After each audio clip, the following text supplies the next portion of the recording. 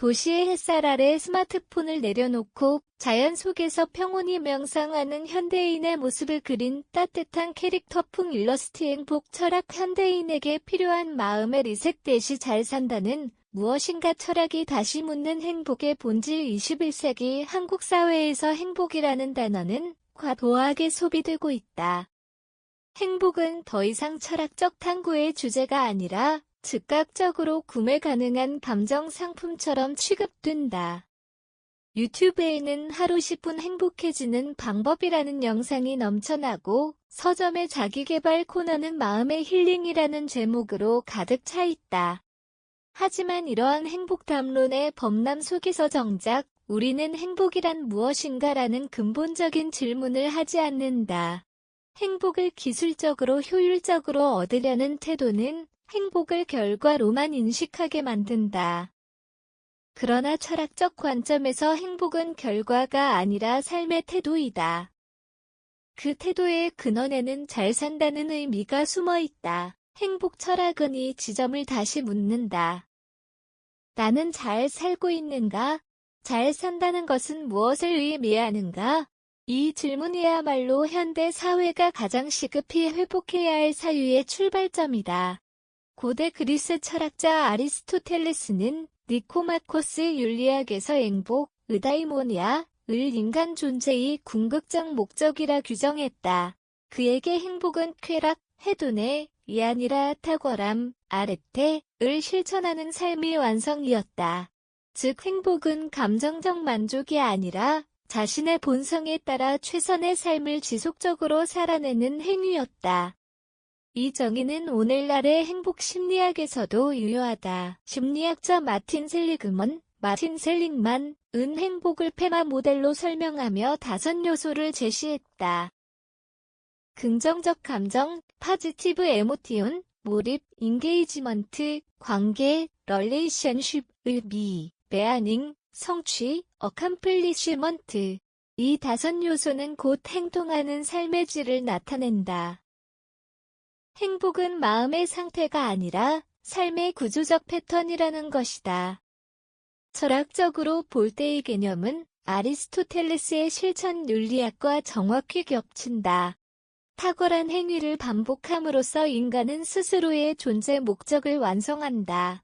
그 과정에서 행복은 얻어지는 것이 아니라 드러나는 것이다. 결국 행복이란 무엇을 느끼느냐가 아니라 어떻게 살아가느냐의 문제이다. 이것이 철학의 행복을 사유하는 이유다. 동양에서 행복은 무엇을 이루는가 보다 어떻게 존재하는가의 문제로 다뤄졌다. 노자는 도덕경에서 상선약수를 말하며 행복은 물처럼 흐르는 즉 자연스러움을 이야기라 했다. 억지로 세상을 바꾸려 하기보다 자연의 이치 속에서 스스로를 조화시키는 삶이 진정한 행복이라는 뜻이다.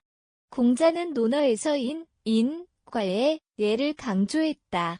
행복은 개인적 쾌락이 아니라 관계 속의 조화에서 비롯된다고 보았다. 이는 오늘날 사회심리학의 소셜 커넥션 개념과도 상통한다. 즉 인간은 타인과의 관계 속에서 존재의 의미를 확인하며 행복을 느낀다. 불교에서는 한 걸음 더 나아가 행복을 욕망의 소멸로 본다. 불행은 결핍이 아니라 집착에서 비롯되며 마음을 비워내는 수행이 곧 행복의 길이다. 이 사상은 오늘날 마인드풀너스, 명상으로 재해석되어 심리치료와 정신의학에서도 널리 응용되고 있다. 이처럼 동서양의 철학은 모두 행복을 외부의 조건이 아니라 내면의 균형과 통찰의 문제로 보았다.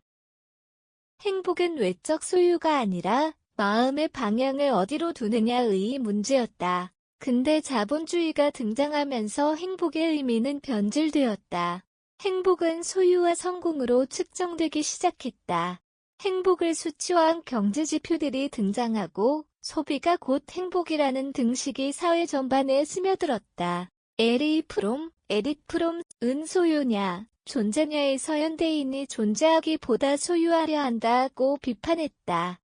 행복을 소비의 결과로 규정하는 순간 인간은 행복의 주체가 아니라 소비의 객체가 된다.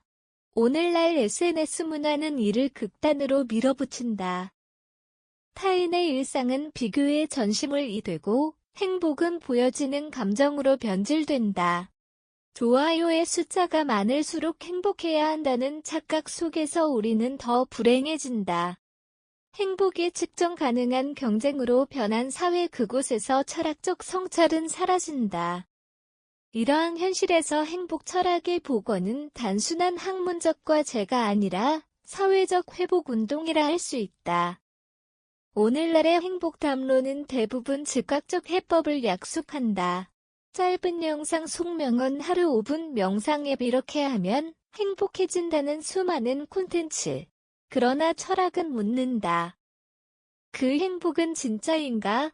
그 행복은 누구의 기준인가? 철학은 인간을 다시 생각하는 존재로 되돌린다. 생각하지 않는 행복은 도취이며 사유하는 행복은 자각이다.